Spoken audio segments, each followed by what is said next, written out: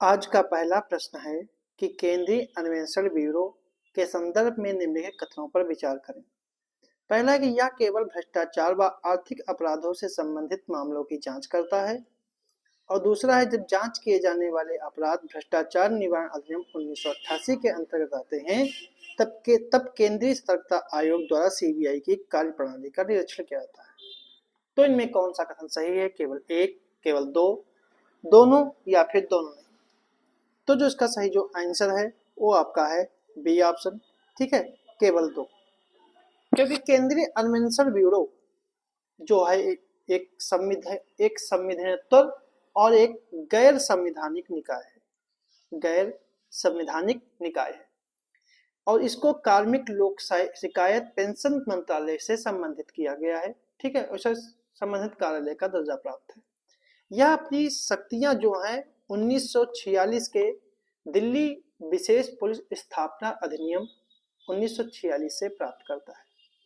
समय समय पर अनेक प्रदेशों के द्वारा राजनीतिक हत्या, अपहरण, विमान अपहरण, चरमपंथियों के द्वारा किए गए अपराध, शासकीय गुप्त बात अधिनियम के उल्लंघन, बड़े पैमाने पर बैंक और बीमा घोटाले जैसे पारंपरिक अपराध और भागलपुर भोपाल गैस त्रासदी जैसे विशिष्ट मामलों में भी सीबीआई से जांच का आग्रह किया गया था। 1980 के दशक के पूर्वार्ध से संवैधानिक न्यायालयों ने भी हत्या, दहेज हत्या, बलात्कार जैसे मामलों में पीड़ित व्यक्तियों के द्वारा दायर याचिकाओं के आधार पर सीबीआई जांच के मामले को प्रेषित करना आरंभ कर दिया था। इसलिए पहला कथन जो है वो गलत है। ठीक है, इसलिए पहला कथन जो है वो गलत है। अपनी स्थापना के बाद सीबीआई का एक बहुविषयक जांच एजेंसी के रूप में विकास हुआ और वर्तमान में सीबीआई के 3 भाग हैं। सीबीआई के जो हैं वो 3 भाग हैं। पहला भाग जो है वो है भ्रष्टाचार निरोधक प्रभाग। यह केंद्र सरकार, सार्वजनिक क्षेत्र के उद्यम और भारत सरकार के स्वामित्व अथवा नियंत्रण के निगम निकायों के सरकारी अधिकारियों और कर्मचारियों के विरुद्ध भ्रष्टाचार निवारण अधिनियम के तहत मामलों की जांच करता है। और यह सबसे बड़ा निकाय है जिसकी देश के लगभग सभी राज्यों में शाखाएं विद्यमान है। दूसरा है आर्थिक अपराध।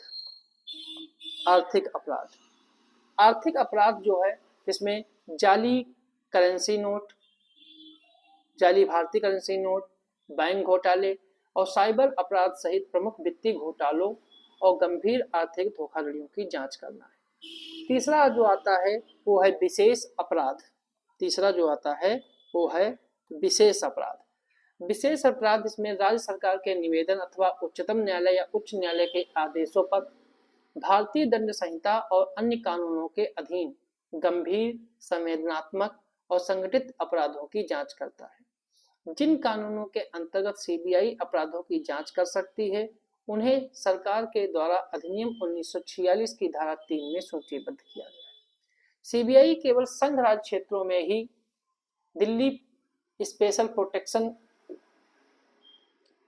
बल में सूचीबद्ध अपराधों के स्वतः संज्ञान के आधार पर जांच कर सकती है। और सीबीआई द्वारा एक राज्य की सीमाओं में जांच करने के लिए दिल्ली विशेष पुलिस बल जो शक्तियां हैं उसकी धारा 6 के अनुसार उस राज्य की पूर्व अनुमति प्राप्त करना आवश्यक है। केंद्र सरकार किसी राज्य में अपराध की जांच के लिए सीबीआई को प्राधिकृत करती है, परंतु उसके लिए संबंधित राज्य की सहमति आवश्यक है। लेकिन उच्चतम न्यायालय और उच्च न्यायालय राज्य की सहमति के बिना देश में कहीं भी सीबीआई जांच के आदेश को पारित कर सकते हैं। जब जांच किए जाने वाले अपराध भ्रष्टाचार निवारण अधिनियम 1988 के अंतर्गत आते हैं तब केंद्रीय सतर्कता आयोग सीबीआई की कार्यप्रणाली का निरीक्षण किया जाता है। इसीलिए इसका दूसरा कथन जो है वो सही है। इसलिए इसका बी ऑप्शन जो है सही है। अगला प्रश्न है, भारत अनुच्छेद 32 के तहत उच्चतम न्यायालय के द्वारा जारी रिट के संदर्भ में निम्नलिखित परिच्छेद पर विचार करें। रिट संबंधित कि यह न्यायालय द्वारा एक लोक अधिकारी को उसके विधि द्वारा प्रदत्त कर्तव्यों के निर्वहन के लिए निर्देशित करने के लिए जारी किया गया एक आदेश है। इसे प्राधिकारी प्राप्त लोकाधिकारी द्वारा अपने कर्तव्यों के निर्वहन से मना करने की स्थिति में जारी किया जा सकता है। इसे किसी भी प्रकार के अधिकारी के विरुद्ध किसी भी प्रकार के कर्तव्यों और प्रशासनिक, विधायी, अर्ध न्यायिक, न्यायिक के लिए जारी किया जा सकता है। इसका उपयोग लोक अधिकारियों से उनके सार्वजनिक कर्तव्यों के निष्पादन करवाने के लिए किया जाता है। तो यह परिच्छेद जो है वो किस रिट को संदर्भित करता है? प्रतिषेध, उत्प्रेषण, परमादेश या फिर अधिकार प्रच्छा। ठीक है, तो इसका कौन सा सही है? तो इसका सही जो आंसर है वो आपका है सी ऑप्शन, परमादेश। उच्चतम न्यायालय और उच्च न्यायालय एससी को अनुच्छेद 32 और हाई कोर्ट को यानी अनुच्छेद 226 के तहत बंदी प्रत्यक्षीकरण, परमादेश, प्रतिषेध, उत्प्रेषण और अधिकार प्रच्छा रिट जारी की जा सकती है। इन रिटों को ब्रिटेन से लिया गया है। इन रिटों को ब्रिटेन से लिया गया है, जहां इन्हें परमाधिकार रिट के रूप में जाना जाता है। अगर हम परमादेश रिट की बात करें तो यह न्यायालय द्वारा एक अधिकारी को या लोक अधिकारी को उसके विधि के तहत दिए गए कर्तव्यों को निर्वहन करने के लिए निर्देशित करने के संदर्भ में जारी किया जाने वाला एक आदेश है। यह प्राधिकार प्राप्त लोक अधिकारी द्वारा अपने कर्तव्यों के निर्वहन से मना करने की स्थिति में जारी किया जाता है। जैसे किसी अधिकारी को या उस अधिकारी के जो कर्तव्य निश्चित हैं, जब वह अपने कर्तव्यों का निर्वहन नहीं करता है, ठीक है, तब सर्वोच्च न्यायालय या उच्च न्यायालय परमादेश रिट जारी करता है। इसे किसी भी प्रकार के अधिकारी के विरुद्ध किसी भी प्रकार के कर्तव्यों, प्रशासनिक, विधायी, अर्ध न्यायिक और न्यायिक के लिए जारी किया जा सकता है। इसका उपयोग लोक अधिकारियों से उनके सार्वजनिक कर्तव्यों के निष्पादन के लिए करवाने के लिए किया जाता है। विधि के तहत प्रदत्त कर्तव्यों से इतर किसी कार्य के निर्वहन न करने की स्थिति में इसे जारी नहीं किया जा सकता। जब कोई लोक अधिकारी अधिकरण के आदेश को लागू कराने के अपने विधिक कर्तव्य में विफल रहता है, तब परमादेश रिट को जारी किया जाता है। ठीक है, तो इसलिए विकल्प सी जो है वो सही है। अगर हम बंदी प्रत्यक्षीकरण की रिट की बात करें तो बंदी प्रत्यक्षीकरण की जो रिट है, यह न्यायालय के द्वारा किसी अन्य व्यक्ति को हिरासत में लिए जाने वाले व्यक्ति या प्राधिकरण को हिरासत में लिए गए व्यक्ति को सशरीर न्यायालय के समक्ष प्रस्तुत करने के लिए आदेश देता है, ताकि न्यायालय उनकी गिरफ्तारी की वैधता, क्षेत्राधिकार और कारण का निर्धारण कर सके। रिट का मुख्य उद्देश्य जो है हिरासत में लिए गए व्यक्ति की स्वतंत्रता या रिहाई के संदर्भ में कही गई गैर विधिक गिरफ्तारी की त्वरित न्यायिक समीक्षा को सुनिश्चित करता है। अगर हम प्रतिषेध की बात करें तो प्रतिषेध जो है इसका प्रोहिबिशन है, इसका शाब्दिक रूप जो होता है वो है रोकना। इसे किसी उच्चतम न्यायालय द्वारा अधीनस्थ न्यायालय या अधिकारियों को अपने क्षेत्राधिकार का उल्लंघन करने से रोकने या फिर उस क्षेत्राधिकार को लागू करने में जो उसके पास नहीं है, अगर उसको किया है तो उसको जारी करने से रोकने के लिए किया जाता है। इस प्रकार की प्रतिषेध रिट जो है प्रत्यक्ष रूप में सक्रिय नहीं होती है। प्रतिषेध रिट केवल न्यायिक और अर्धन्यायिक अधिकारियों के विरुद्ध जारी की जाती है या प्रशासनिक अधिकारियों, विधायिक निकायों, निजी व्यक्तियों या निकायों के विरुद्ध उपलब्ध नहीं है। अगर हम उत्प्रेषण की बात करें तो उत्प्रेषण का अर्थ होता है प्रमाणित होना या फिर सूचित किया जाना। यह एक उच्चतम न्यायालय के द्वारा अधीनस्थ न्यायालय या अधिकारियों के विरुद्ध समक्ष लंबित मामलों को अपने पास स्थानांतरित करने या किसी मामले में उसके आदेश को रोकने के लिए किया जाता है। इसके अतिरिक्त क्षेत्राधिकार या क्षेत्राधिकार की कमी या कानून की गलती के आधार पर भी इसे जारी किया जा सकता है। प्रतिषेध के विपरीत यह केवल निवारक है। उत्प्रेषण निवारक के साथ साथ उपचारात्मक भी है और उत्प्रेषण व्यक्तियों के अधिकारों को प्रभावित करने वाले प्रशासनिक अधिकारियों के विरुद्ध भी जारी की जा सकती है। लेकिन प्रतिषेध की भांति उत्प्रेषण भी विधायिक निकायों, निजी व्यक्तियों या निकायों के विरुद्ध उपलब्ध नहीं है। ठीक है, अगर हम अधिकार प्रच्छा की बात करें तो अधिकार प्रच्छा का इसका अर्थ होता है वारंट द्वारा प्राधिकृत व्यक्ति। इसे न्यायालय द्वारा किसी व्यक्ति के द्वारा सार्वजनिक पद को धारण करने के दावे की वैधता की जांच करने के लिए किया जाता है। इसलिए यह किसी व्यक्ति के द्वारा सार्वजनिक पद के अवैध अनाधिकार ग्रहण को रोकता है। यह रिट किसी व्यक्ति या संविधान द्वारा स्थापित स्थायी प्रकृति के एक महत्वपूर्ण सार्वजनिक पद के मामले में ही जारी की जा सकती है। इसे मंत्री या निजी पद के मामलों में जारी नहीं किया जा सकता है। अन्य 4 रिटों के विपरीत इसकी मांग किसी इच्छुक व्यक्ति के द्वारा की जा सकती है, न कि केवल प्रभावित व्यक्ति के द्वारा। ठीक है, तो इसका सही जो आंसर है वो आपका सी ऑप्शन है। अगला प्रश्न है, निम्नलिखित कथनों पर विचार करें कि विधि की सम्यक प्रक्रिया केवल कार्यपालिका के स्वेच्छाचारी कार्यवाही के विरुद्ध न्यायिक जांच का प्रावधान करती है, और दूसरा है कि विधि द्वारा स्थापित प्रक्रिया विधायिका और कार्यपालिका दोनों की स्वेच्छाचारी कार्यवाही के विरुद्ध न्यायिक जांच का प्रावधान करती है।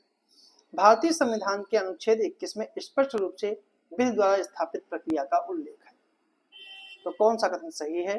केवल 1 और 2, 2 और 3, केवल 3 या फिर 1, 2, 3।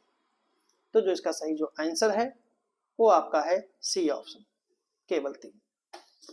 अनुच्छेद 21 यह उपबंधित करता है कि किसी व्यक्ति को उसके प्राण एवं दैहिक स्वतंत्रता से विधि द्वारा स्थापित प्रक्रिया से ही वंचित किया जाएगा, अन्यथा नहीं। यह अधिकार नागरिकों और गैर नागरिकों दोनों को उपलब्ध है, इसलिए तीसरा कथन जो है सही है। अनुच्छेद 21 के तहत वर्णित विधि द्वारा स्थापित प्रक्रिया की अभिव्यक्ति जो है वो अमेरिकी संविधान में निहित विधि सम्यक प्रक्रिया से भिन्न है। विधि द्वारा स्थापित प्रक्रिया का अर्थ है कि विधायिका द्वारा विधिवत अधिनियमित की गई विधि सही प्रक्रिया के अनुपालन की स्थिति में वैध होगी। इसके तहत न्यायालय द्वारा यह जांच की जाएगी क्या कोई विधि प्रचलित है, क्या विधायिका विधि निर्माण हेतु सक्षम है, और क्या इसके द्वारा विधि निर्माण के लिए निर्धारित प्रक्रिया का अनुपालन किया गया है। लेकिन इसमें न्यायालय द्वारा उक्त विधि की मंशा की जांच नहीं की जाएगी। इसलिए इस अवधारणा के तहत एक विधि की वैधता को इस आधार पर प्रश्नगत नहीं किया जा सकता कि यह विधि अतार्किक, अनुचित या अन्यायपूर्ण है। यदि संसद एक विधि पारित करती है तो उस विधि के प्रावधानों प्रक्रियाओं के अनुसार ही किसी व्यक्ति को उसके प्राण एवं दैहिक स्वतंत्रता से वंचित किया जाएगा। जबकि दूसरी ओर जो विधि की सम्यक प्रक्रिया का सिद्धांत न केवल यह जांच करता है कि क्या किसी व्यक्ति को उसके प्राण एवं दैहिक स्वतंत्रता से वंचित करने के लिए कोई विधि प्रचलित है, बल्कि यह भी जांच करेगा कि निर्मित विधि उचित और न्याय संगत है, कहीं ये स्वेच्छाचारी तो नहीं है। यह सिद्धांत व्यक्तिगत अधिकारों का अधिक निष्पक्ष उपचार प्रदान करता है। स्थापित प्रक्रिया के तहत यह विधिक आवश्यकता है कि सरकार को किसी व्यक्ति को तभी विधिक अधिकारों का सम्मान करना चाहिए और सरकार द्वारा अधिनियमित विधि को मूलभूत सिद्धांतों जैसे निष्पक्षता, मूल अधिकार, स्वतंत्रता आदि के अनुरूप होना चाहिए। इसीलिए गोपालनवाद 1950 में सर्वोच्च न्यायालय ने अनुच्छेद 21 की एक संकीर्ण व्याख्या की थी। उसमें निर्णय दिया गया था कि अनुच्छेद 21 के तहत केवल कार्यपालिका की स्वेच्छाचारी कार्यवाही के विरुद्ध उपलब्ध होगी, न कि विधायिका की कार्यवाही से। किंतु मेनका गांधी वाद 1978 में उच्चतम न्यायालय ने अनुच्छेद 21 की व्यापक व्याख्या करते हुए गोपालनवाद के निर्णय को पलट दिया और विधि की सम्यक प्रक्रिया की अमेरिकी अभिव्यक्ति को प्रस्तुत किया। और वास्तव में अनुच्छेद 21 के तहत संरक्षण न केवल कार्यपालिका की स्वेच्छाचारी कार्यवाही के विरुद्ध होना चाहिए, बल्कि विधायिका की कार्यवाही के विरुद्ध भी उपलब्ध होना चाहिए। इसलिए पहला और दूसरा कथन जो है वो गलत है, इसलिए इसका सी ऑप्शन जो है वो सही है। अगला प्रश्न है, संविधान किसी राज्य में राष्ट्रपति शासन लागू करने का प्रावधान करता है। पहला, राज्य संघ के द्वारा किए गए निर्देशों के अनुपालन में विफल रहता है। दूसरा, राष्ट्रपति को यह समाधान हो जाता है कि राज्य का शासन संविधान के प्रावधानों के अनुसार नहीं चलाया जा सकता। और तीसरा है, कानून एवं व्यवस्था को बाधित करने वाली हिंसक घटनाएं होती। तो कौन सा कथन सही है? केवल 1 और 2, 2 और 3, 1 और 3 या फिर 1, 2, 3। तो जो इसका सही जो आंसर है वो आपका है ए ऑप्शन, 1 और 2। ठीक है, पहला और दूसरा जो है वो सही है, तीसरा जो है वो गलत है। क्योंकि संविधान में अनुच्छेद 356 के तहत, ठीक है, अनुच्छेद 356 के तहत राष्ट्रपति शासन लगाया जाता है। ठीक है, 356 के आधार राष्ट्रपति शासन लागू करने के दो आधार हैं, 356(1) और 356(2).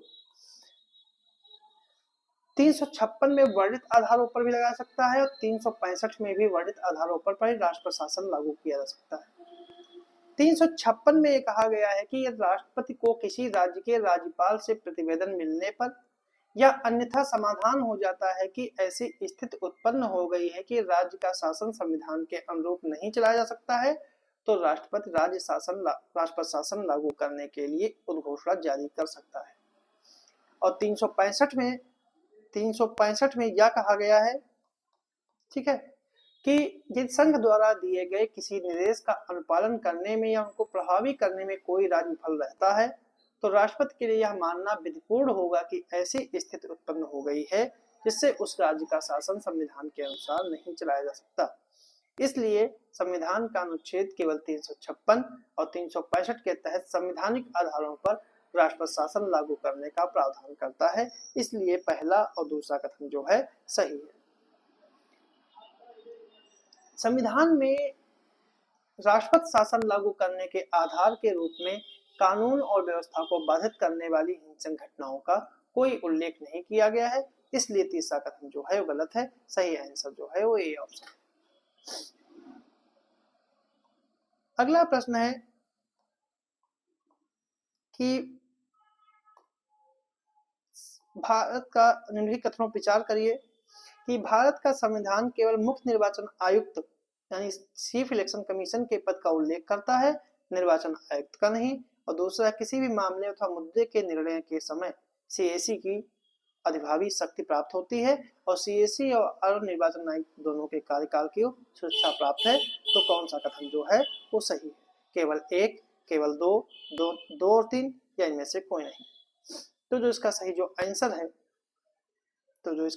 आंसर है वो आपका है डी ऑप्शन। ठीक है, इनमें से कोई नहीं, मतलब कि तीनों कथन जो हैं वो गलत है।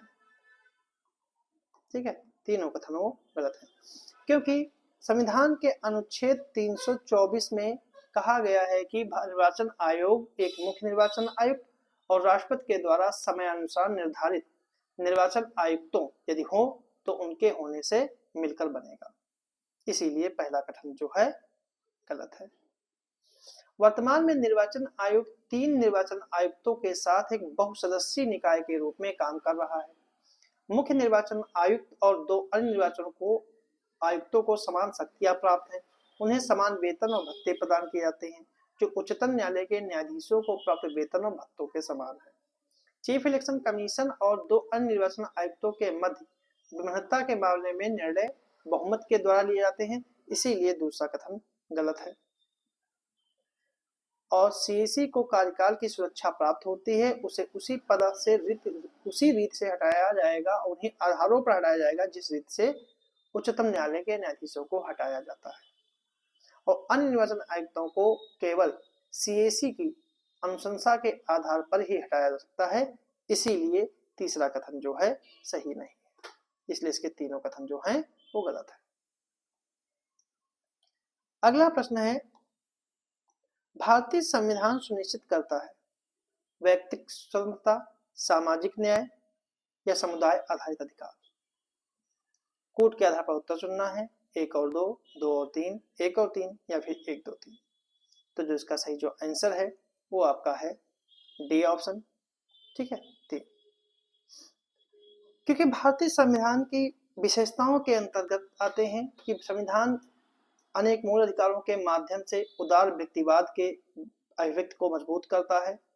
और इसकी यह महत्वपूर्ण उपलब्धि है क्योंकि एआई एक ऐसे समाज की पृष्ठभूमि में अपनाया गया है जहां सामुदायिक मूल्य जो हैं वो प्रायः व्यक्तिगत स्वतंत्रता के प्रति उदासीन है या फिर प्रतिकूल है। संविधान व्यक्ति स्वतंत्रता से समझौते किए बिना सामाजिक न्याय के सिद्धांत की पुष्टि करता है। जाति आधारित सकारात्मक कार्य योजना की संवैधानिक प्रतिबद्धता से अन्य देशों की तुलना में भारत की अग्रता ज्ञात होती है। इसलिए इसका जो है तीसरा डी ऑप्शन जो है वो सही है। तो ये थे हमारे आज के कुछ प्रश्न।